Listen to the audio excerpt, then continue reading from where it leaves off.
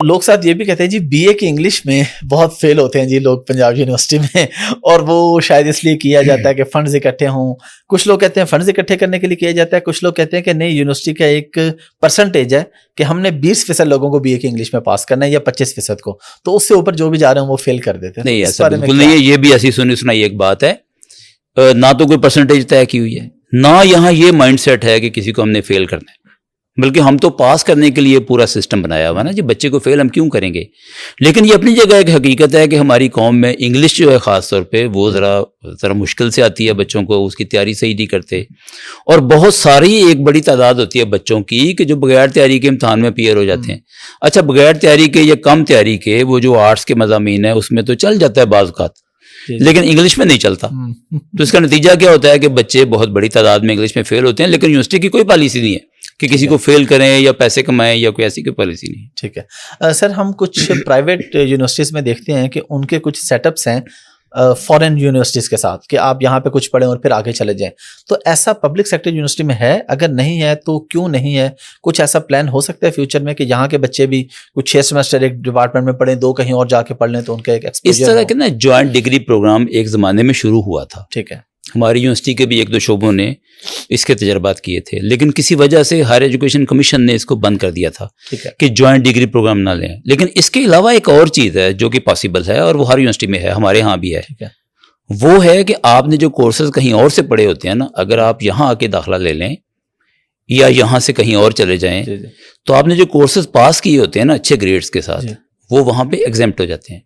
تو ایگزیمپشن کی پالیسی ہمارے ہاں بھی ہے. ٹھیک ہے, اگر آپ کہیں اور سے کچھ پڑھ کے آئے ہیں اور ہمارے ہاں آپ نے داخلہ لیا ہے, اب جیسے مثال کے طور پہ آپ نے ایم فل میں 1 سیمسٹر کہیں اور سے پڑھ لیا اور بعد میں یہاں آ گئے ہیں, ہمارے پاس داخلہ لے لیا, تو ہم ہو سکتا ہے پورا پہلا سیمسٹر آپ کو ایگزیمپٹ کر دیں. اچھا, ہاں ٹھیک ہے, یعنی سبجیکٹس کی جو ایگزیمپشن کی پالیسی ہے وہ کام کر رہی ہے اپنا, اور وہ بی ایس لیول پہ بھی کر رہی ہے, آپ ہر لیول پہ کر رہی ہے, ہر لیول پہ کر رہی ہے. ایک اور بات آپ نے وہی پچھلے دنوں سیمینار میں کی تھی کہ پنجاب یونیورسٹی کی فیس باقی یونیورسٹیوں کی نسبت کم ہے, اور ایون آپ نے بتایا کہ سندھ کے کچھ جگہ ہیں, تو وہ کیا, یہ بات میں خود حیران ہوا. جو سندھ کے بچے خاص طور پہ بلوچستان کے بچے ہمارے پاس پڑھنے آئے ہوئے ہیں, میں نے ان سے سوال پوچھا, یہ میں نے کہا اتنی دور کیوں آئے ہو؟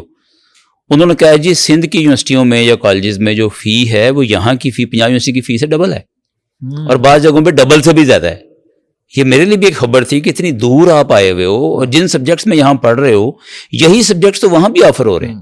لیکن ایسا ہے, اور ابھی بھی میرا یہ دعویٰ ہے کہ آپ اگر اسی شہر کے دوسرے ادارے, ایون پبلک سیکٹر کے اداروں سے پتہ کریں, میرے اپنے بچے جو ہیں وہ دوسرے پبلک سیکٹر کے اداروں سے پڑھیں اس ملک کے, اور ہماری فیس سے وہ کئی گنا زیادہ فیس وہاں دیتے رہے.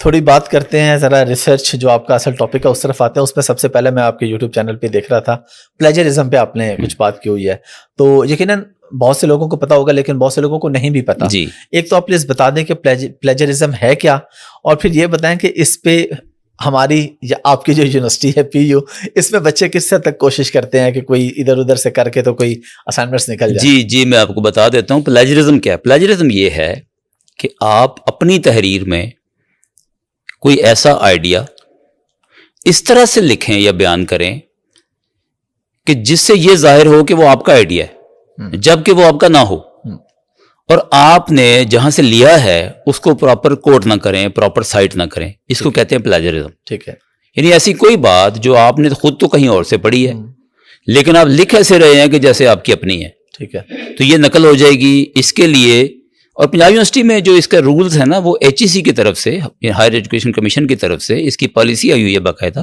اور پنجاب یونیورسٹی نے وہ اڈاپٹ کی ہوئی ہے. ہمارے ہاں بھی پلیجرزم کو چیک کرنے کے لیے ایک کمیٹی ہے سینئر پروفیسرز پر مشتمل, اس میں لاء کے پروفیسر بھی ہیں, دوسرے سائنسز کے بھی ہیں, تو وہ کمیٹی بیٹھ کے دیکھتی ہے اگر کوئی شکایت آئے تو.